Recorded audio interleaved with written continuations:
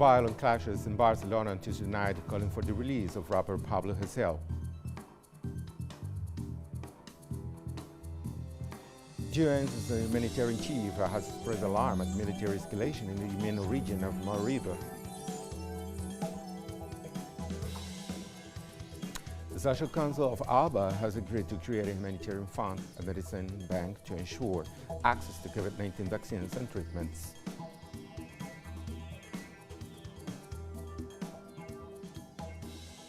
Hello, welcome to From the South.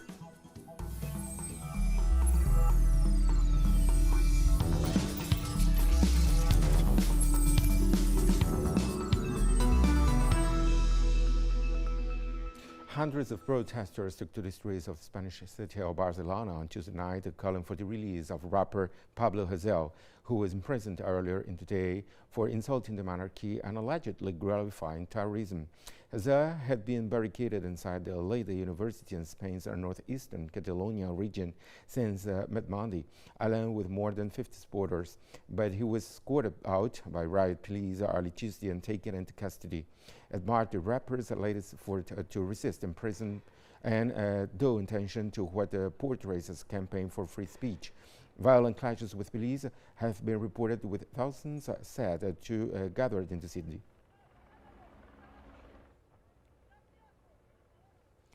Spanish party Podemos, which forms part of a ruling coalition, has called on Twitter for a pardon for Pablo Hasél, while it works to present its proposed law on freedom of expression.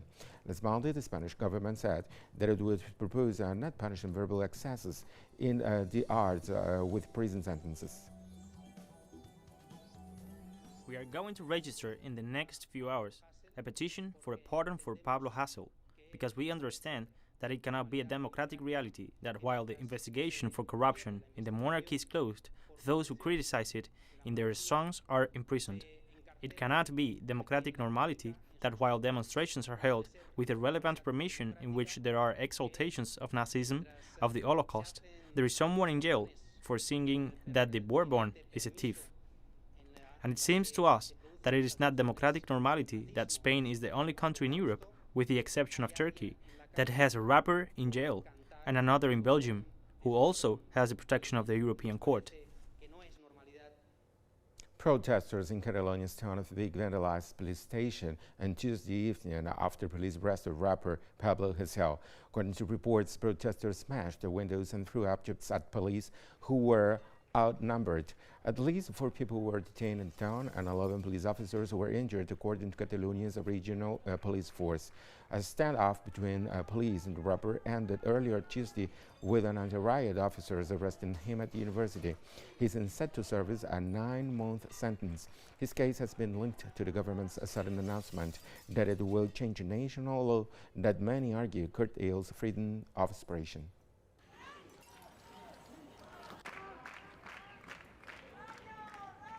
Europe's most active volcano, Mount Etna, roared back into spectacular action on Tuesday, sending plumes of ash and spewing lava in the sky. Italian authorities have stated the eruption posed no danger to surrounding villages. Nevertheless, with small stones and ash raining down, authorities decided to close Catania's international airport. As the volcanic activity was largely expected, the site was probably secured, and there were no reported casualties. Etna is a popular tourist destination, and its eruptions, especially when seen at night, are spectacular to watch. At over 3,000 meters, Etna is the tallest active volcano in Europe and has erupted frequently in the past 500,000 years. The United Nations humanitarian chief has expressed alarm at military escalation in the Yemen region of Maghreb. The UN official claimed that the Houthi movement advanced on oil-rich Maghreb, the Yemeni government's last northern stronghold, would endanger the lives of millions of civilians. The Houthi movement is a month resumed an offensive to seize Maghreb, some 120 kilometers east to the Houthi-held capital Sana'a. The city's loss would be a major blow for Yemen's internationally recognized government, which is backed by the Saudi-led coalition that caused the biggest humanitarian crisis in the world through its intervention in the country.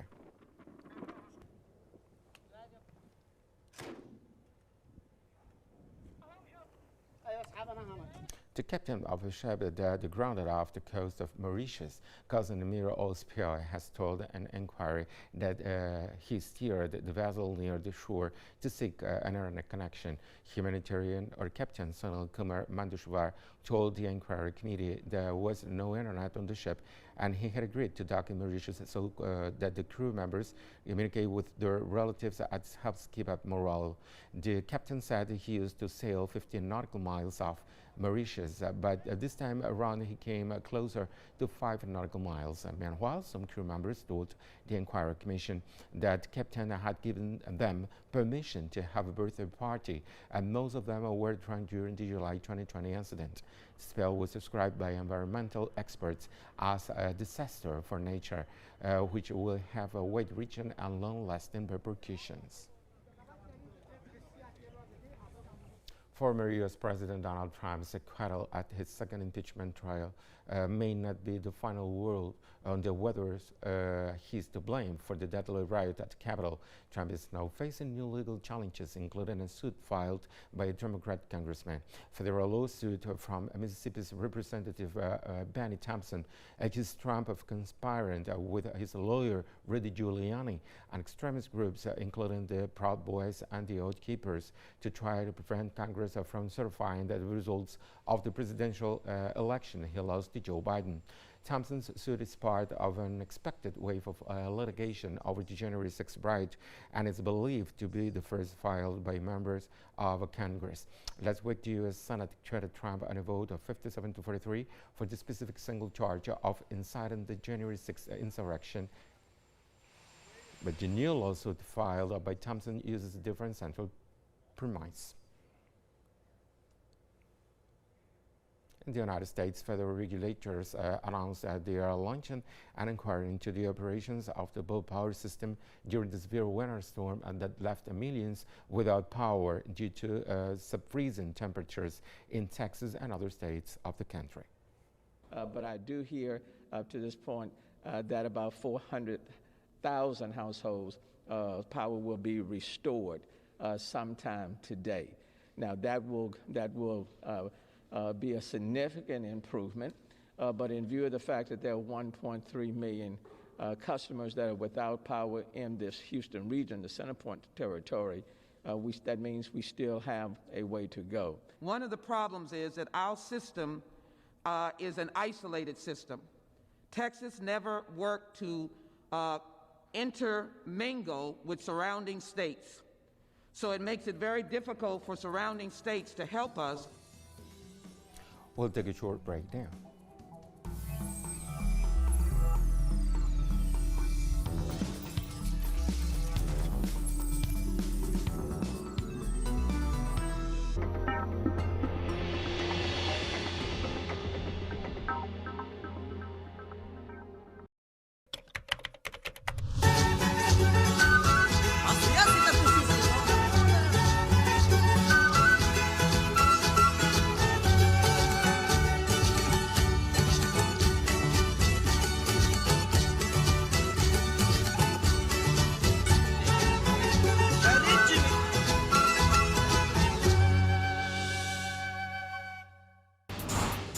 Innovation, science, the technological breakthrough, and its influence in society.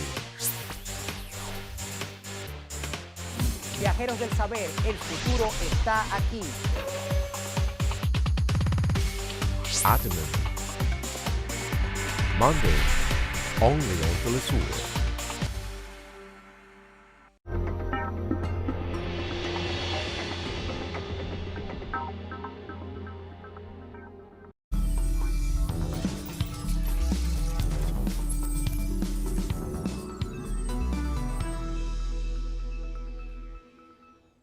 Welcome back. The Social Council of Bolivarian Alliance for the Peoples of Our America People's Trade Treaty, ALBA-TCP, has agreed to create a humanitarian fund for the acquisition of COVID vaccines and to establish a medicine bank in order to improve access to medical supplies, rapid and PCR tests for member states. Even in this circumstance, in which the world already has a vaccine, the rich countries are hoarding enough doses of vaccines against COVID-19 to vaccinate almost 3 times their populations. That is to say, there are countries that stockpile vaccines, much more than they need to vaccinate their entire population, and they decide where the doses go, and this is clear, undeniable proof of how neoliberalism works. The market is deciding who gets vaccinated first. Whoever pays the most gets vaccinated first. I am convinced that the result of this meeting will lead us in this direction and will serve as motivation, not only for the countries that are members of the ALBA-TCP, but also for humanity as a whole. Mexico received 500,000 doses of the Pfizer-BioNTech vaccine on Tuesday, most of which are the second of 2 shots for frontline healthcare workers. The precious cargo arrived by plane and was met by Foreign Secretary Marcelo Ebrard. In addition to Tuesday's cargo, Mexico has received 870,000 doses of the AstraZeneca vaccine and 2 million doses of the Chinese vaccine CanSino. Russia's Sputnik V vaccine and another from China that have received emergency approval from Mexican regulators are also expected at some point. The government hopes to have everyone over the age of 60 vaccinated by mid-April. Mexico has confirmed almost 2 million COVID-19 infections and over 174,000 deaths. If you add today's vaccine arrivals with what arrived on Sunday from India, just in these hours, Sunday, Monday and Tuesday, in less than 48 hours, we have received a larger number of vaccines, meaning more vaccines than those received from December up until last Sunday. In total, it's about 500,000 vaccines, which are destined, as Mr. President explained this morning, as the second dose for healthcare workers all around the country. The first shipment of Sinopharm's COVID-19 vaccine developed by China left at Beijing for Budapest on Tuesday. Hungary is the first country in the European Union to approve the Chinese vaccine. The first shipment, which contains 550,000 doses of the vaccine developed by the Chinese state-owned company, is enough to treat 275,000 people with 2 doses each. After arrival, the first shipment will undergo additional testing by the National Public Health Center before inoculations begins. Hungary earlier broke with the EU's common vaccine procurement program by approving the vaccine on January 29, purchased 5 million doses. South Africa has reopened more than 20 land borders after 15-day closure. This was government's strategy to fight the second wave of the COVID-19 pandemic. South Africa is also a host country to thousands of migrants, but one of the busiest borders with Mozambique got to a very slow start. Our correspondent Machiba Matlichi has more. The Lebombo border gate with Mozambique opened at 6 a.m. in the morning on Monday, but hours later, even the Home Affairs Minister arrived to an almost empty reception area. And we have opened at 6, so it's 3 hours. Almost 4. It's almost 4 hours. And within 4 hours, how many people have visited? The officials blamed the bad weather for the delayed entry of thousands who were expected. But on the South African side of the border, informal traders say their lives are hanging by the thread.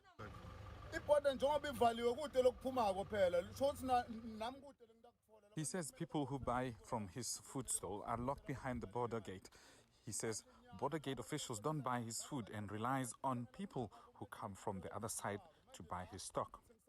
The Lebombo border between South Africa and Mozambique is not having an influx of people who usually have work here in South Africa, and people are alluding that fact to the expensive COVID-19 certificate that people need to move into South Africa. The only flow we've seen so far is that of the river you see behind me, and these trucks that are moving in and out of South Africa into Mozambique, they've never really been affected by the closure of the borders, but the people who actually make a living from Mozambique into South Africa, we have not seen them coming in their numbers as usual.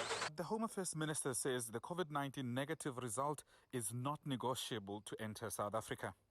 Unfortunately, this matter was debated very thoroughly even during the first phase in Cabinet. There's no way government can pay for people to visit. Yeah. It happens nowhere in the world that we pay you money in order to visit us. Sure. I mean, it shouldn't. So any person who wants to visit South Africa, unfortunately, will have to produce that certificate. A little further from the border into South Africa, job losses and a strained economy. This man owns this complex. He says the closure of the borders added to the depression caused by the pandemic. Closure of the borders has impacted the business drastically because especially this town relies on the community and of Rosana Garcia and a lot of people coming through the border, going to Joburg and so forth. The closure of the border has affected the business drastically. Business, in terms of business, we're down to about 15 to 20% at this point in time. Once the border opens, there's a lot more flow. South African taxi operators here at the border say they too are affected by the closed borders, and with no migrants in sight, more trouble is looming for them. He says he's been waiting for his first passenger since 4 a.m., but no one has come from the other side of the border. There are plans for the South African economy's recovery, but there's definite uncertainty for those who rely on a thriving economy. From the Lebombo border post in South Africa, I am Matuba Mahlaj. I will take another short break.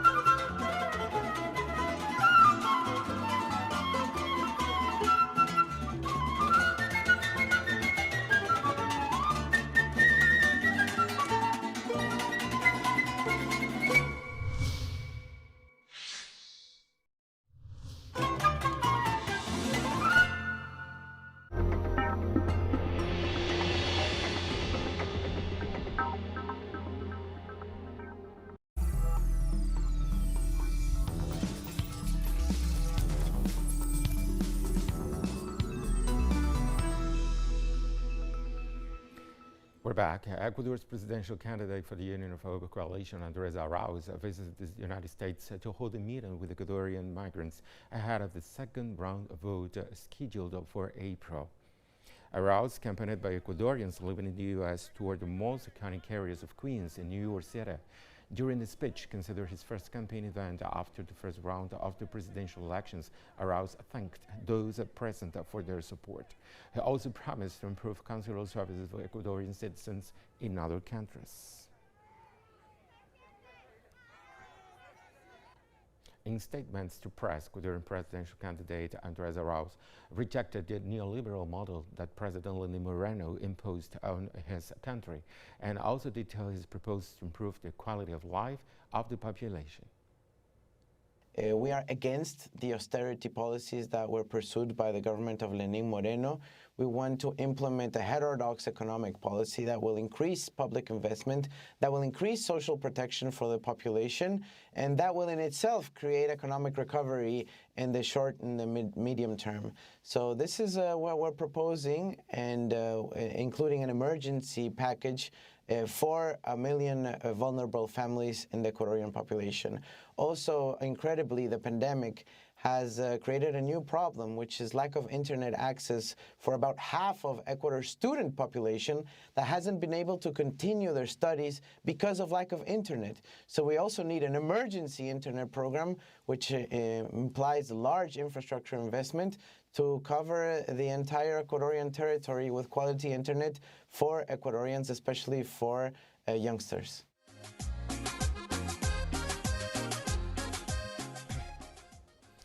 Ecuador's National Electoral Council canceled a meeting scheduled for Monday in the city of Guayaquil to discuss the recount of votes in the province of Guayas and 16 other localities, as requested by presidential candidate Jacob Harris after denouncing alleged fraud to prevent him from reaching the second round. Paris repeated claims that the electoral fraud intensified after Guillermo Lasso narrowly beat him to advance to the runoff vote against Andrés Arauz. The National Electoral Council stated that the meeting was cancelled because the body is working on the necessary procedure and supplies required to conduct the recount of votes.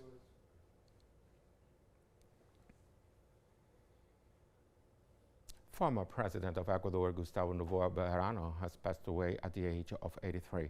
The former president had recently undergone brain surgery in the United States. President Lenin Moreno announced a period of national mourning from Wednesday, expressing his condolences to his family and friends. Noboa assumed power in January 2000 after popular revolt ended the mandate of President Jamil Mahuad in the midst of a deep economic crisis. As soon as he became president, he ratified the currency exchange rate after the adoption of the US dollar as the country's currency and managed to renegotiate its foreign debt, which later led to a lawsuit by his political rivals who accused him of embezzlement. The accusations caused him to seek asylum in Costa Rica between 2003 and 2005. Brazil experiences a wave of threats against trans, feminist, and Afro-descendant women candidates elected in the municipal elections of 2020. We have more details on these attacks and their causes in the following report. The Brazilian elections of October 2020 were the first at the municipal level after the murder of councilman Marielle Franco. Elected figures representing Afro-descendants, feminists, and LGBT movement won several positions in the elections. However, over a span of 2 weeks, a total of 2 attacks against transgender councillors were registered in Sao Paulo, with gunshots fired at the homes of Carol Yara and Samara Sostenes. This meant I had to leave my house immediately, go to another place, and not even my mother knows the address. I'm in another practically clandestine address. I am an elected parliamentarian, together with the women of the Socialism and Liberty Party Feminist Caucus. But the 46,000 votes I secured did not save me from being in clandestinity today. A third incident registered in the recent days was the invasion of the cabinet of the Sao Paulo Council Chamber, where the trans councilwoman Erika Hilton acts. Previously, Duda Salabert, the most voted for councilman in Belo Horizonte and the first trans woman to reach the chamber in that city, was threatened. The same happened to Carol Dartora and Ana Lucia Martins, both councilwomen of the Workers' Party and the first Afro-descendants elected in Curitiba and Joinville, respectively. It is a state that little by little is becoming more authoritarian, taking away people's rights, social rights, destroying public patrimony on the one hand, and on the other hand also persecuting activists, persecuting the left. Before the election, Federal Deputy Taliria Petron, a friend and party colleague of Marielle Franco, had denounced repeated plans to assassinate her to the United Nations. All the cases of attacks correspond to feminists, LGBT, and Afro-descendant figures acting in leftist parties, a symptom of today's Brazil. Brazil has been experiencing an escalation of political violence for a few years now, the main event being the assassination in 2018. In these 2020 elections, even more black people, many more black people, transvestites, transsexuals, and women were elected. That made the attacks, that wave of political violence, to escalate. What we're seeing now is a big threat against candidates, those elected, but also on democracy in Brazil. The municipal chamber of Sao Paulo refused to provide security to councilwomen elected as part of the collective candidacies to share posts, restricting that right to those who headed the candidacies. With their leap into politics in 2021, the figures who have managed to enter the chambers of the Brazilian cities run the risk of being assassinated. Ignacio Lemos y Julia Nassif para teleSUR. And we've come to the end of this news brief. You can find these and many other stories on our website at telesurenglish.net. And join us on social media, Facebook, Twitter, and Instagram. For teleSUR English, I'm Ray Gomez. Thank you for watching.